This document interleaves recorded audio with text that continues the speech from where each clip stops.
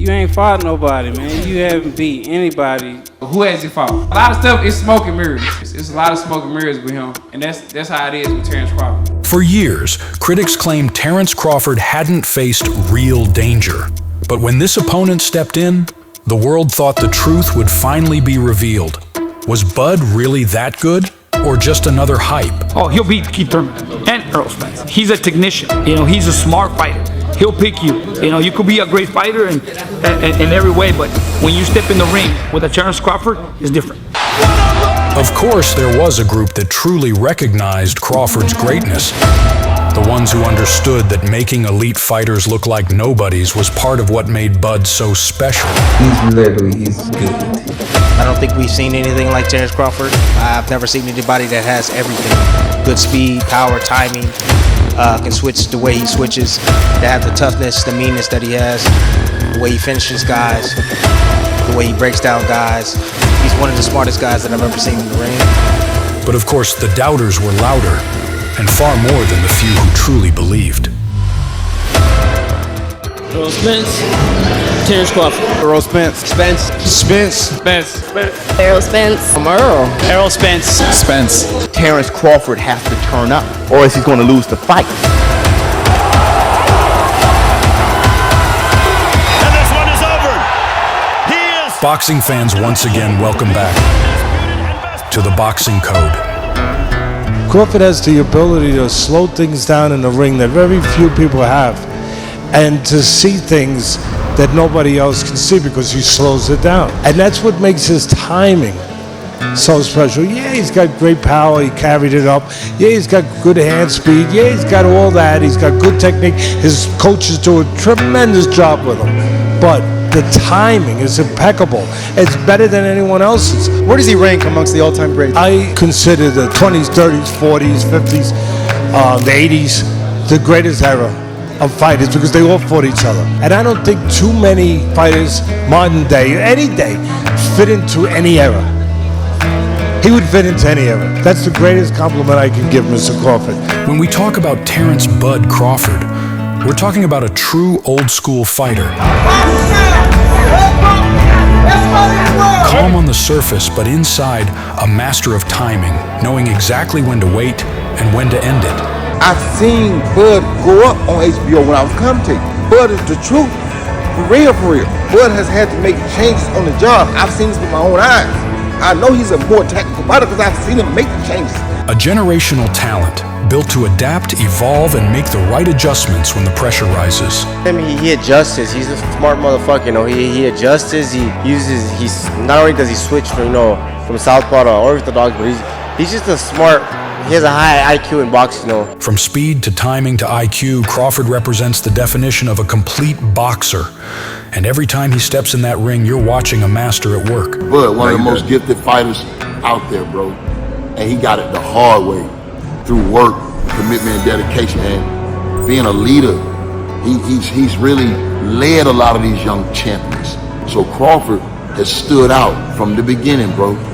Different. So boxing fans, in this video, we're diving into the night the world turned its back on Bud Crawford. But instead of falling under pressure, he rose and delivered a performance that redefined greatness. I don't even have to ask you why you're here. Every fight fan in the world wants to see this fight. Everyone's waiting to see you at 147 pounds. I mean, you dominated the 40 division. What's up there at 47 for you that made you feel like this is where you need to be right now? I mean, he's an undefeated fighter, as you are. No one seemed to see much cracks in his game yet. What is it that you say that you see that you can expose, or you feel like no one's been able to take advantage of? But like we said before, a special fighter always finds a way to get the job done. There's always cracks in people's game. You just got to go out there and hit the hole. That's all you got to do. The welterweight division had it all: power, speed, and pride. But no matter who rose or fell, two names always dominated the conversation. It's time for one of the most anticipated fights of this decade. Spence versus Crawford. Let's go with this, and this is the truth. Everyone wanted to see this fight. The opinions were split, the tension was real. Two fighters so evenly matched, so perfectly balanced, that the world couldn't stop talking. Some believed Crawford was just on another level. Others swore Spence's power and pressure would be too much. That's what made it special. Everybody in the world wants to see them fight. Do you believe it will be an explosive fight? Yeah, absolutely. Absolutely. Terence Crawford versus Errol Spence will be an explosion. I can guarantee it. The big fight everybody wants to see, Errol Spence. You think that unification fight could happen? Oh yeah, it's gonna happen. You ready for that Errol Spence smoke, man? At 147? Listen, I'm ready for whoever and whenever. I think this is the biggest fight since Mayweather-Pacquiao. There's a mean streak in Terence Crawford that is vastly underestimated. This brother does not play. It seemed like everything was finally leading toward one thing: Spence and Crawford on a collision course. Just a matter of collecting the titles and making the promoters agree. But like in life, things happen that can change the course of destiny. In October 2019, Spence suffered a horrific car accident at high speed, one that nearly cost him his life. Breaking news out of Dallas where a bad rollover crash has happened. And we're told it involves a champion boxer. Errol Spence Jr.'s manager told us Thursday night he has no broken bones or fractures. Did have some cuts to the face. Well, this video is just plain frightening. Boxer Errol Spence Jr. flipped his car in downtown Dallas, and we found out tonight not only did he live through all this, the world champ didn't even break a bone. I just won. I just beat Sean Porter, so I feel like I'm on top of the world. While I drive my Ferrari, I had a Ferrari 488, and something happened. I had stopped, and then it just flipped. It just flipped over, and then I got ejected from the car. With an accident that nearly took his life, the boxing world began to worry. Many believed Spence would never be the same again after such a crash. Questions started to rise. Would he ever be that dangerous fighter again? Even though Errol insisted his health was 100%, fans needed to see it with their own eyes. Some said he should take more time to recover. That's a crazy car accident, dude. He could have died in that 100%. If he didn't have a seatbelt, or he wasn't wearing a seatbelt, but if he was wearing a seatbelt, he might be dead. If he was wearing one. Yeah, he got thrown from the Ferrari. He was in a convertible. I'm fighting around May, June, so I'll be back real soon. But Spence made his choice to come back fast and face one of the top names in the division, Danny Garcia. I picked Danny Garcia just so I can rise up to the occasion. I feel like he was a great fighter. And the odds still in my favor off a car crash. And I'm still, the top dog in the division. Coming off from the accident, we have to give Errol Spence the credit. Coming from an accident like that, to be back in a fight of the magnitude of him and Danny Garcia, I got to give him all the points in the world for that. Danny's a dog in this fight, and rightfully so, but he's a live dog. He's slick, man. He counters, can punch with that left hook. But I admire Errol for not having a fight, coming off of such a bad accident. He's taken one of the toughest guys in the division, one of the top 5. So, let me introduce you to Danny Garcia, an explosive fighter with an aggressive style, a man who can end a fight at any moment. He's faced the very best in the division, and there's no doubt, this was a dangerous move for Spence. Coming back from that accident to step right into the ring with another top contender. It's dangerous. It's dangerous stepping in there and trying to exchange with Danny. Errol needs to be very aware that left hook can come anytime. Even though everyone respected Spence's courage, many still believed he would dominate Danny Garcia from start to finish. I think Errol gonna kill Danny. I think he gonna Even off the accident? I think Errol gonna smoke Danny. But many others believed it would be an incredibly close fight, including our main character in this story, Bud Crawford. It's a 50-50 fight. The more and more I think with my head and just think back to the Danny Garcia that I know, when he motivated and when he feel like his back against the wall and got something to prove, he always rose to the occasion. But the story took a different turn. Spence looked incredible inside the ring, applying constant pressure, controlling the center, landing the cleaner, heavier shots. Danny showed heart and handled the loss like a true gentleman, but that night, he was simply outclassed by Errol Spence Jr. I hold my head high no matter what. I'm proud of myself. I came a long way, and I will be back. So it's nothing really to cry about. It's nothing to be sad about. You know, I fought a champion. I beat champions, champions beat me, and that's the name of the sport. So I'm not gonna cry about it, and I'll just be back stronger. That's it. What can I do? After that victory, Spence erased every doubt. The accident hadn't slowed him down, not his rhythm, not his skills. He looked sharp, focused, and every bit the champion he once was. Then came the next question: what's next for Errol Spence Jr.? And soon a familiar name from his record spoke up, giving nothing but respect to Errol Spence.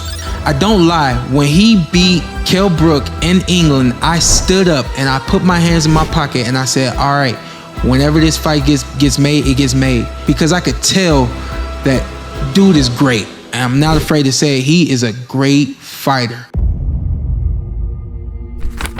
And yes, our next step in this story takes us to Shawn Porter and Terence Crawford.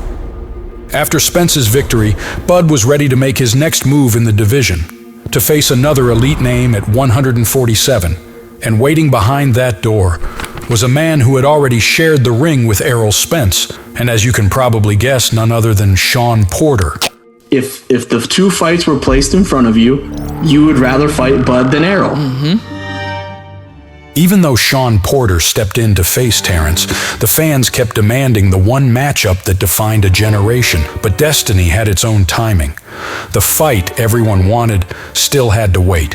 As a fight fan, I would rather see Errol and Bud than Shawn Porter. Hey, turn him off, Sean. I'll turn him off. If people are just thinking, Shawn Porter, yeah, it's just a little obstacle. No, Shawn Porter is capable of beating anybody. He's capable of winning this fight. It's definitely a moment where, you know, everybody, all eyes is going to be on Terence Crawford. You know, everybody already seen what Shawn Porter is capable of doing, but everybody want to see what Terence Crawford is going to do. We know Shawn going to come, and we know he's going to be rugged, and we know that. But one thing they've never done is face a fighter like Terence Crawford. You know, he's different, and we all know that. The whole world knows Terence Crawford is different. That's why he's on the pound-for-pound list for the last 5 years. It was a fight designed for fireworks, and it gave us exactly that. Shawn Porter brought the pressure, forcing Bud Crawford into a dogfight few expected.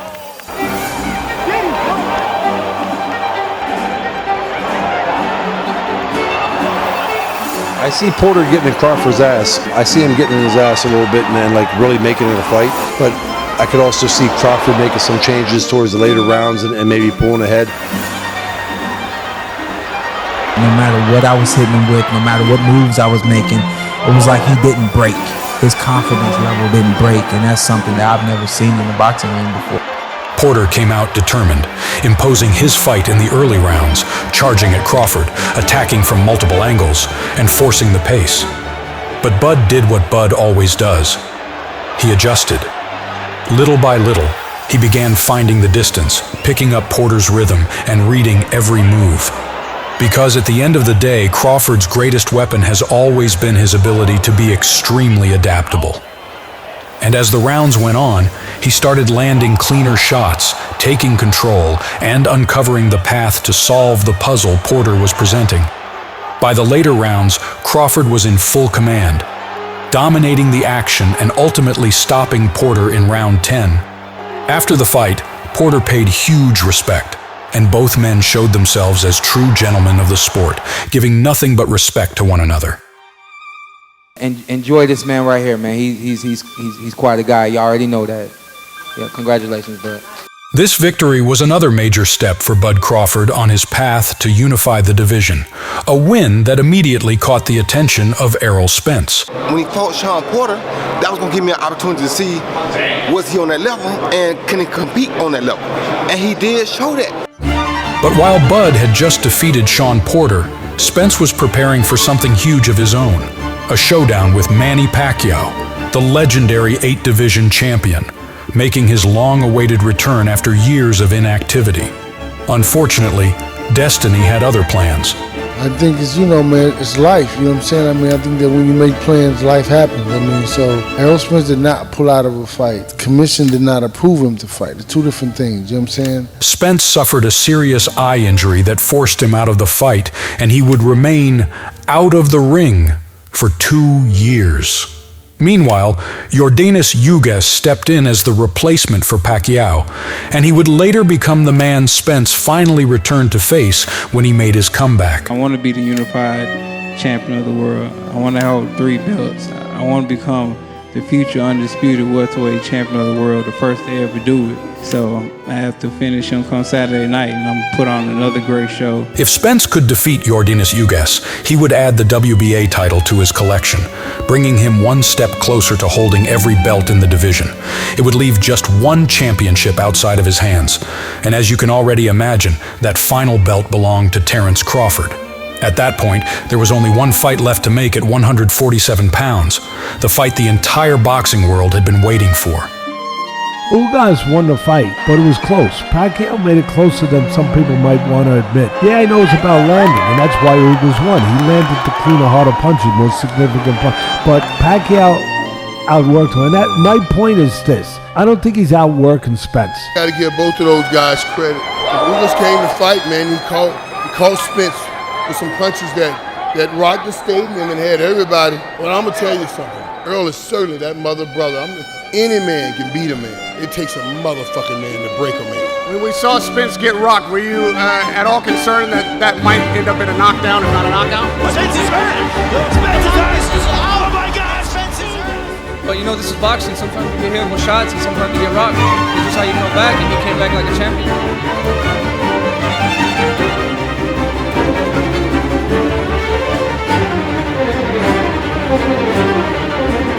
What's next? Oh, well, everybody know who I want next. I want Terence Crawford next. Hey, fight fans, look up. Spence versus Crawford is officially set. The moment the boxing world has been begging for. And this message is proudly brought to you by Soflo, the creative genius delivering top-tier logo design, branding, and anything your vision can imagine. Want your brand to fly high just like this? Check the pinned comment for all the details. Sorry, guys. We lost signal for a moment, but now that everything's back, it's time to take a closer look at the fight we've all been waiting for. And because we want to cover every detail, we're breaking the finale into 3 parts: the trash talk, the fight, and the after-fight story. So without any further delay, part 1, let's begin. Try that body shot, man. Don't stop you. Easy. That shit gonna be easy work. I promise you. I'm solid as a rock. Knock you out, bro. Oh, you getting hurt. That's fat. You got hurt by getting bull. That's fat. Wait till I hit you. Sorry. You gonna look like Benavidez. You. Yeah, one leg. You gonna look like one leg. Yeah, one leg. I'm gonna make you stanky leg. What you wanna bet on that? What you wanna bet on? You can bet 100,000 on that. Let's bet $1 million. Easy. Let's bet $1 million. You getting that money, right? Easy. Let's bet $1 million. Easy. What are you talking about? I am the boogeyman. I am the boogeyman. No. I'm the boogeyman. He can't be the boogeyman if I'm chasing him. I'm the dog of the division. I'm the boogeyman. You can't be the boogeyman if I'm chasing you. Everybody know I'm that guy. You're not that guy. So when I stop him, y'all gonna say he was too weak. On my life. And he stayed at 147. You would not stop him. You would not stop him. Okay. You're crazy. Be careful what you're smoking on. At the end of the day, I'm a way better fighter than Terence Crawford. Who has he fought? Like I said, he's a great fighter, things like that, but you can't put him to me. A lot of stuff is smoke and mirrors. There's a lot of smoke and mirrors with him, and that's how it is with Terence Crawford. Smoke and mirrors, like I said, all the time, smoke and mirrors. He doesn't beat anybody, bro. You can't name somebody. Anybody you name, I can argue with that statement every time. So I want everybody to tune in July 29th, come to the fight. We're gonna have a crawfish boil. What you talking about? I had the same surgery he had. And what happened? So what they say about you then? You fight me then? I'm gonna break that down. So what they say? So I'm broken then, right? Well, you broken. You gonna be broken July 29th. Yeah, we gonna see. Errol, you described it on social media as, quote, a one-sided ass whooping. I'm gonna punish Terence Crawford. That's how it always is. It's gonna be a one-sided ass whooping. Like I said, man, everybody get broke. We gonna break them, man. We gonna break them like a horse. Y'all already know what time it is now. I'm ready. He ready. Hey, everybody know Team Crawford. Y'all know I get active. Let's go. Live from the T-Mobile Arena in Las Vegas, it's showtime! Errol butchers people, and he wears them out. And if Bud Crawford can come in here and beat or stop Errol Spence, oh my God, to me, he's the baddest man walking on the planet.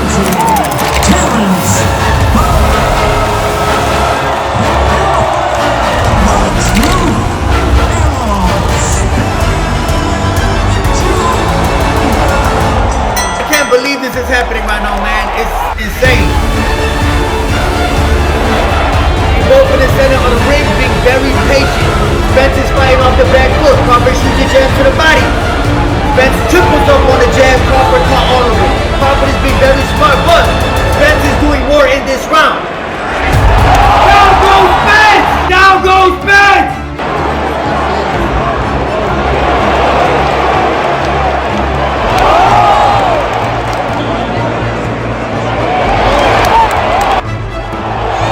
Regardless of who you thought was going to win this fight, did you ever expect it to wind up this one-sided? I am still in shock.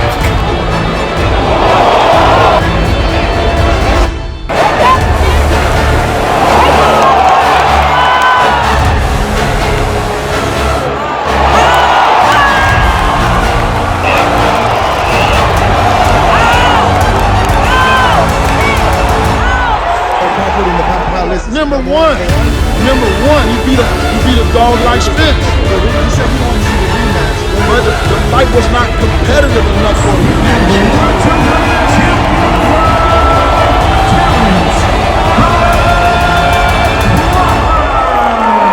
When you were with Top Rank, there were many years they would list top welterweight, and you weren't even on there a lot of the time. Do you feel like now, when you look back, like do you feel some sense of vindication that people who overlooked you for so long now, you're at the top of the heap, and there's no doubt?